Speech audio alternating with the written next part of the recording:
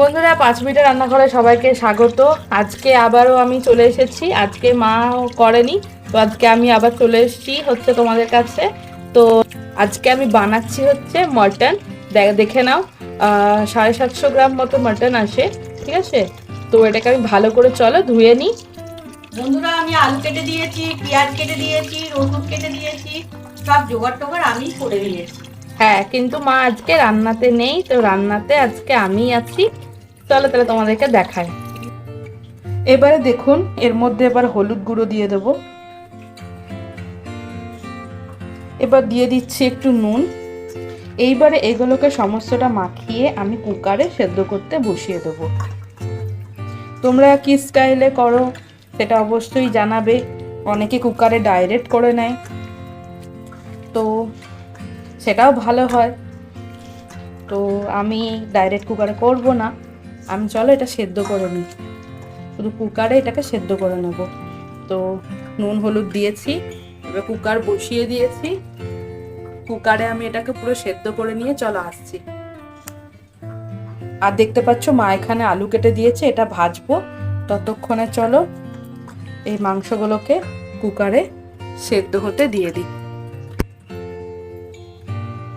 এখন বৃষ্টি হচ্ছে বন্ধুরা, আজকে দেখো বাইরে খুব বৃষ্টি হচ্ছে।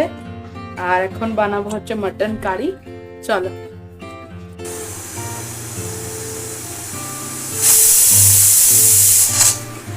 তো দেখো বন্ধুরা, আজকে নতুন এই কড়াইটা কিনেছি, তো এই নতুন কড়াইতে আজকে রান্না হবে। তো ফার্স্টে একটু প্রথমে অয়েলি ব্রাশ করে নেব, তারপরে রান্নাটা চাপাবো। ভালো করে আগে অয়েলি ব্রাশ করে নিতে হবে, তারপরেই করব বাকি রান্নাটা। তারপরে ভালো করে তেল দিয়ে চলো শুরু করা যাক। তো বন্ধুরা দেখো, তেলটা একটু গরম হয়ে এসেছে। এইবারে আমি পেঁয়াজগুলো সব দিয়ে দেবো।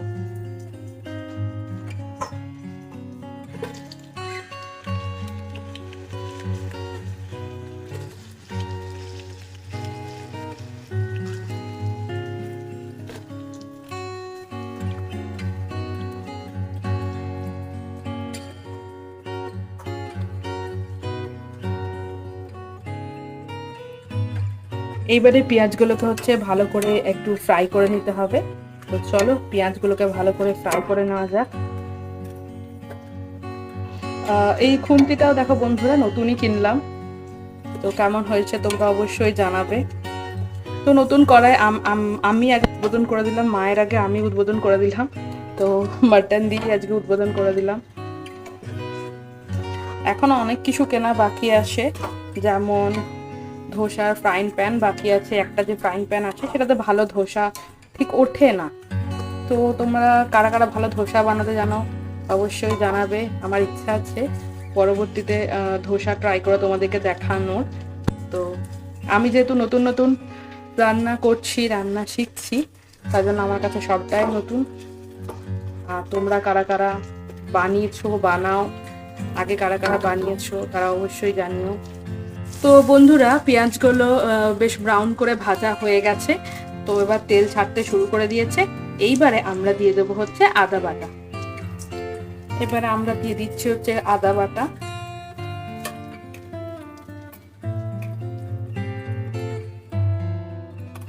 একশো গ্রামের একটু বেশি আছে মাংসটা, তাই আদাটা একটুখানি বেশি দিলাম। তো চলো এবার আদাটা ভালো করে মিক্স করে নিই। এক হাতে ফোন ধরে এক হাতে রান্না করা সত্যিই বড় চাপ। আমার ট্রাইপডটা তো এমনিই ভেঙে গেছে, তো যার জন্য এই এক হাতে দেখে রান্না করা, মিক্স করা সত্যি খুব চাপ। আচ্ছা, আদাটা আমি ভালো করে আগে মিক্স করে নিই, তারপরে যখন সব মশলাগুলো দেবো তখন তোমাদেরকে দেখাচ্ছি। এইবার দেখো বন্ধুরা, দিয়ে দিচ্ছি হচ্ছে জিরে গুঁড়ো। এইবার দিয়ে দিচ্ছি ধনে গুঁড়ো। দিয়ে দেবো হচ্ছে কাশ্মীরি রেড চিলি, যেটা একটু রং হবে। এবার দিয়ে দেবো একটু হচ্ছে হালকা একটু গরম মশলা সানরাইজের, অল্পই ছিল, যদিও আরেকটা আছে মা খুব একটা পছন্দ করে না, তো অল্প ছিল অল্পই দিলাম। এইবারে দিয়ে দেবো হচ্ছে মিট মশলা। মিট মশলাটা দারুণ লাগে, তো আমি একটু বেশি করেই দেবো। টেস্টটা তো আসল লুকিয়ে আছে এখানেই। চলো এবার এটাকে একটু কষতে থাকবো। চলো এটাকে একটু কষি, অল্প অল্প জল দিতে হবে, এরপরে জল দিয়ে দিয়ে ভালো করে কষতে থাকবো। এবারে দেখো বন্ধুরা, অল্প অল্প করে জল দেব আর কষতে থাকবো। এবার ভালো করে কষতে থাকবো, অল্প অল্প জল দিলাম আর জল দিয়ে মশলাটাকে ভালো করে কষে নেব।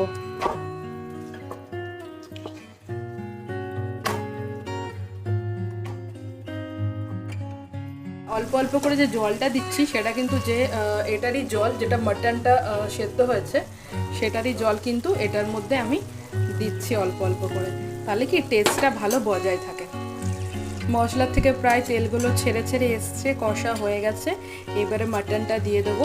মাটন তো আমি কুকারে আগেই সেদ্ধ করে রেখেছিলাম।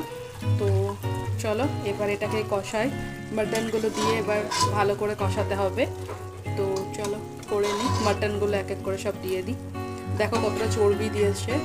তো চর্বিটা মা একটু খেতে ভালোবাসে, আর অতিরিক্তই চর্বি দিয়েছে যদিও, কিন্তু কি আর করা যাবে, এখানকার দোকানদারদের এরকমই অবস্থা।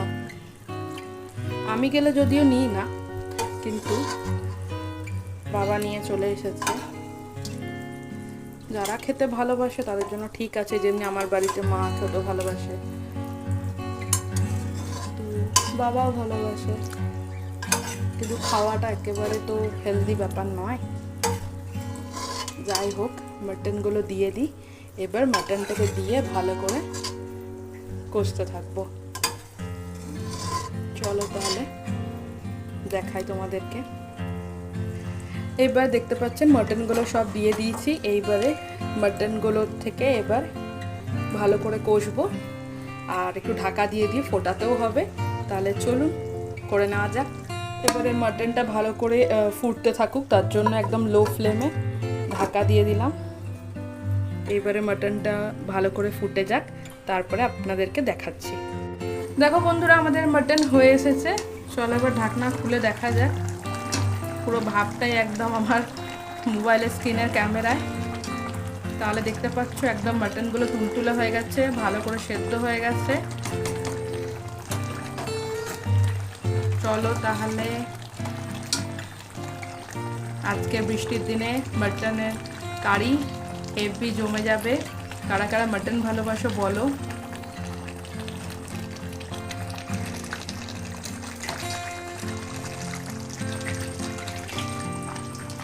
বন্ধুরা, আমার ভিডিও যদি ভালো লেগে থাকে তাহলে চ্যানেলটাকে অবশ্যই সাবস্ক্রাইব করবে, লাইক করবে, শেয়ার করবে, আর অবশ্যই কমেন্ট করে জানাবে কেমন লাগলো, আর পাশে থাকবে।